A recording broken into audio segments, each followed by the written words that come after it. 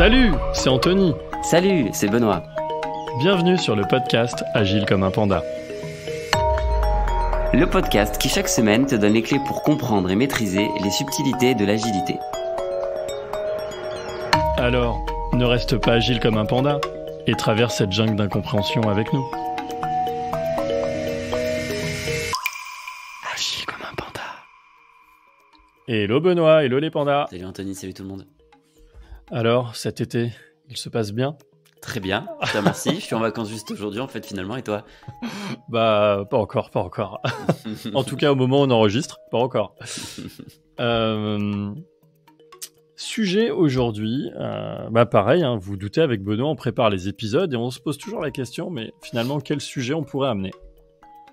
Et en fait, il se retrouve que nos actualités se sont un peu croisées.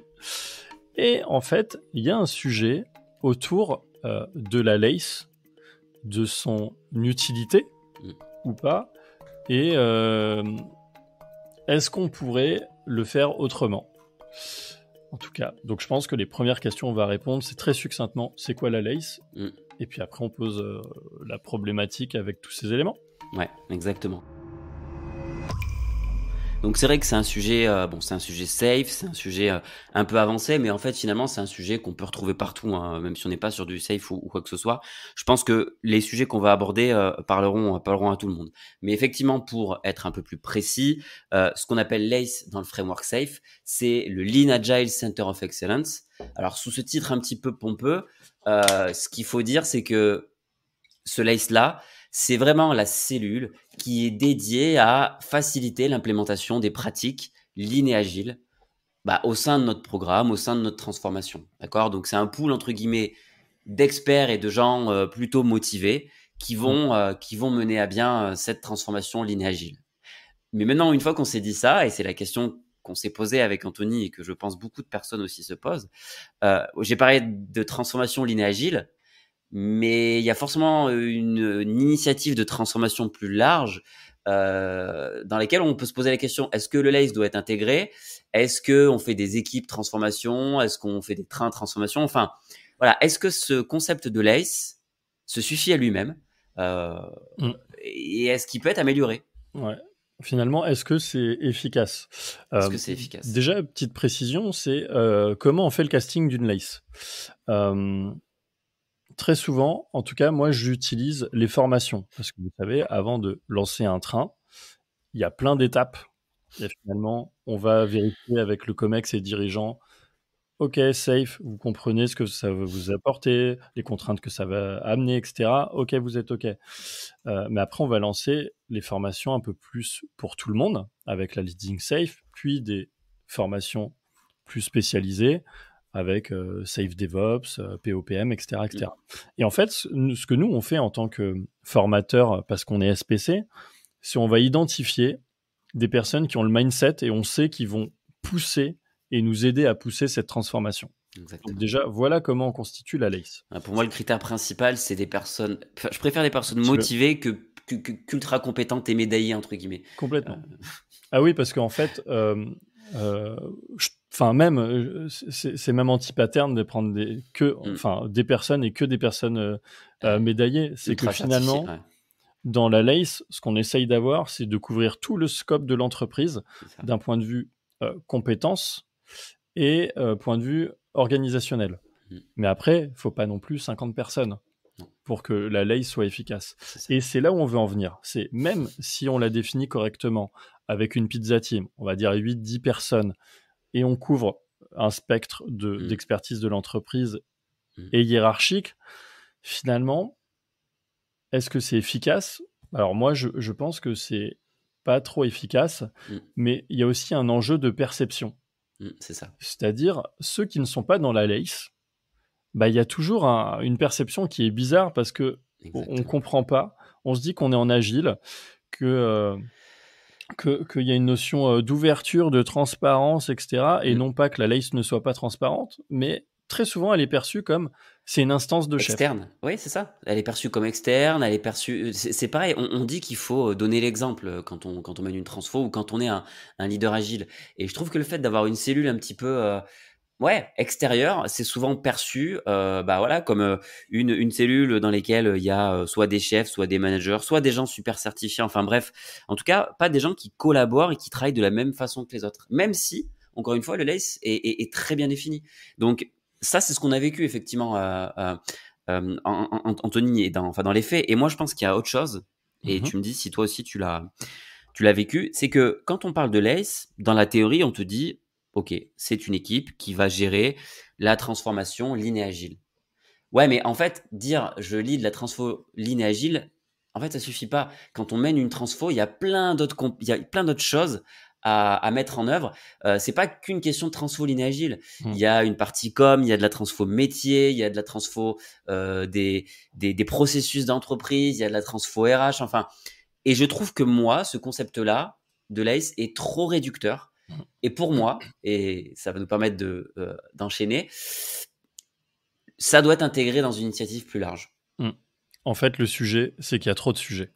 C'est ça. Parce que finalement, l'ACE, c'est une organe hebdomadaire. Donc finalement, quand, comme vient de le dire Benoît, vous devez gérer des dimensions RH, de communication, d'approche produit, de refonte un peu partout de l'entreprise, est-ce qu'un organe entre guillemets, de prise de décision et de suivi qui a lieu qu'une fois par semaine, est-ce que c'est suffisant ? Déjà, est-ce que c'est suffisant ? Mais est-ce que c'est efficace et pertinent ? Puisqu'au final, aussi, on a un but. Quand on dit l'idée barre l'exemple, pour que les gens soient des exemples, il faut qu'ils fassent. Et donc, l'alternative qui existe, et plusieurs entreprises l'ont mis en place, c'est des trains de transformation.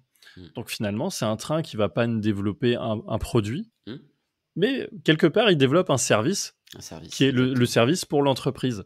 Tout à fait. Et les sujets, les périmètres que vont gérer ce train, c'est ceux qu'on a décrits.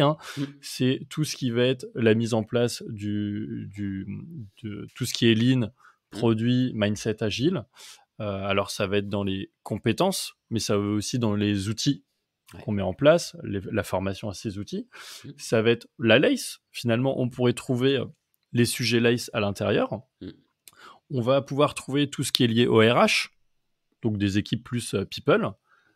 Et enfin, on va aussi trouver des sujets liés à nos chaînes de valeur, donc tout ce qui est lié au Lean Portfolio Management, ce qu'il le fait, comment on le constitue, etc. etc. Et ce qui est intéressant, c'est que finalement, très souvent dans ces trains, on va avoir tendance à trouver des managers. Et alors, autant moi, je suis jamais à l'aise quand les managers sont sur un train, sauf si c'est sur un train transfo. Pourquoi ? Parce qu'on va créer de l'empathie, parce que du coup, chaque manager, il va se dire « Ah, ok, c'est ça. Quand ils me disent que je suis un PI planning, ok, c'est ça. Ah, le travail que je dois faire, c'est ça. Ah, mes features, etc. » Et c'est ce qui va permettre finalement d'avoir l'agilité d'entreprise, cette fameuse business agility, parce que si déjà il n'y a pas d'empathie les uns vers les autres, ça ne pourra pas marcher. On peut aussi trouver la com, enfin je sais pas si tu l'as dit ou si c'était inclus dans une des cellules que tu as données, mais on peut aussi, pourquoi pas, retrouver la com dans ce genre de trains transfo qui sont des trains transverses effectivement et qui fournissent des services. Moi, un truc que j'aime bien aussi, alors qu'on retrouve dans le concept de l'ACE, mais qui à mon avis a plus de valeur dans le concept de train transfo, c'est qu'on parle de backlog de transformation. Moi j'aime beaucoup ça. Alors déjà d'une parce qu'on parle de backlog, donc ça parle à tous les autres trains qui sont avec nous, parce qu'un backlog c'est priorisé, donc j'aime aussi beaucoup ça, et parce que dans ce backlog on peut très bien trouver plusieurs streams. On peut très bien avoir des sujets de transfo qui sont plutôt sur de la com, sur du RH, sur de la formation, sur du Lean Agile, enfin sur tout ce que tu as cité.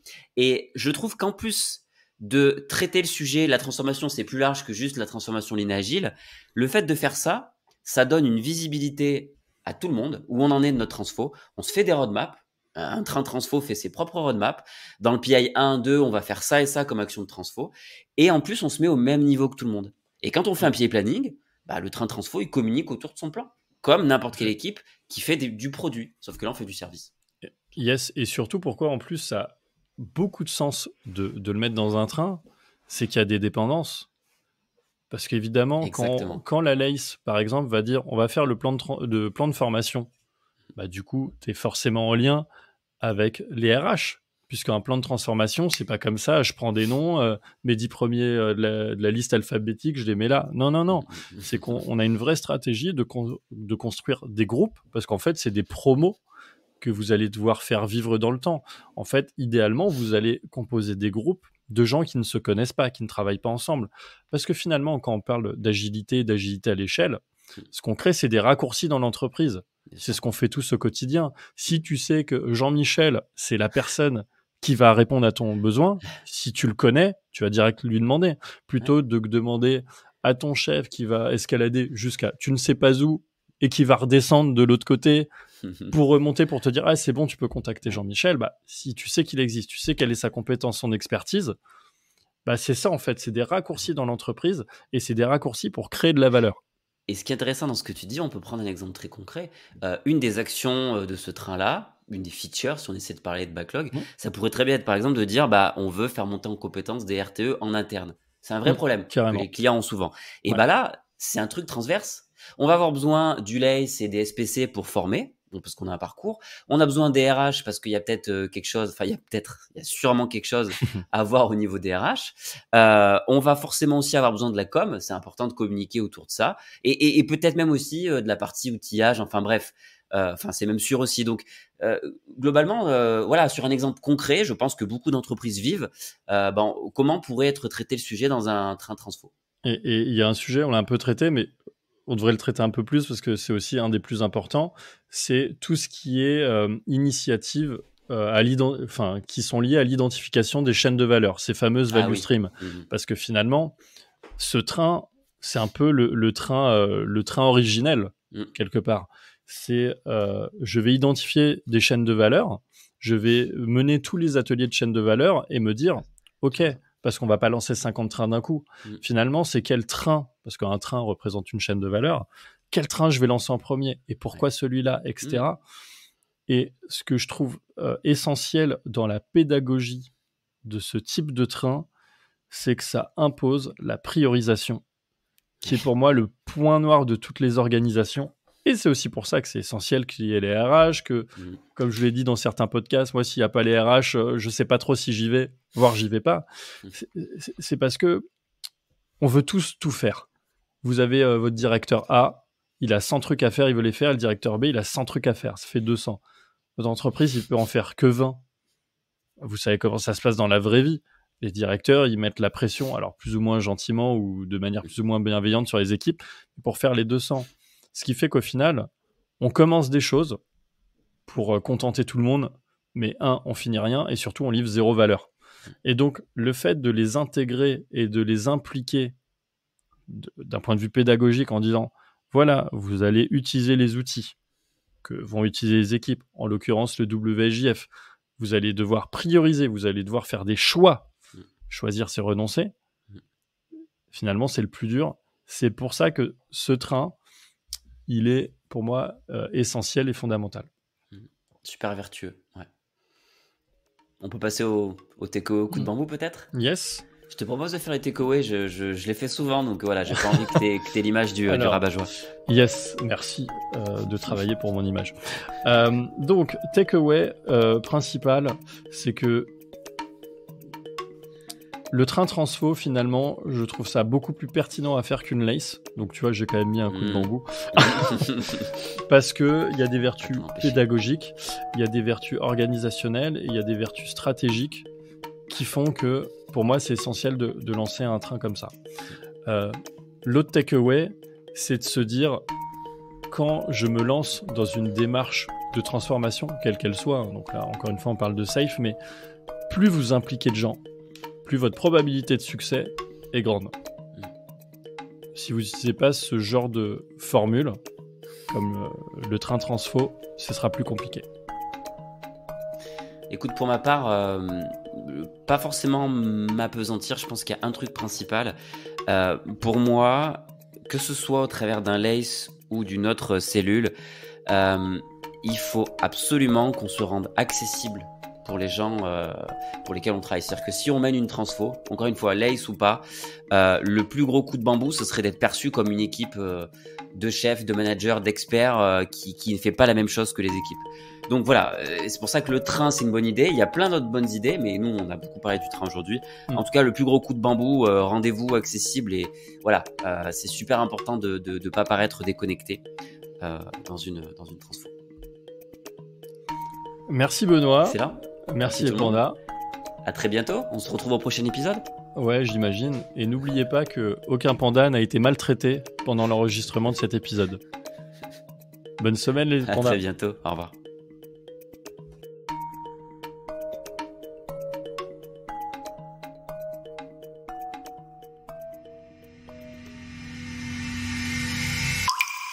Agis comme un panda.